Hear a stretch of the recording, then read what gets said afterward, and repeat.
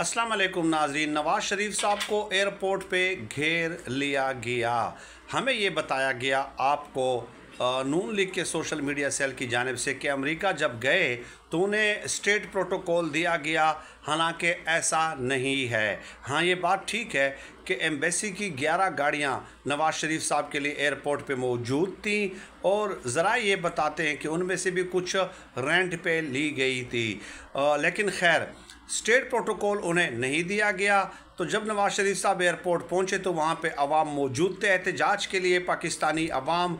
तो उन्हें ले जाया गया खुफिया तरीके से, ट्रेन में बिठा के रॉकवेल एक इलाका है वहां पे उनके लिए प्राइवेट रेजिडेंट्स का बंदोबस्त किया गया और उससे आगे फिर उन्हें ले जाया गया। यानी ये हालात है नवाज़ शरीफ साहब। और हमें नून लीग की जानिब से बताया गया कि पता नहीं कौन सदी का बड़ा दानश्वर वहाँ पे आ गया होगा।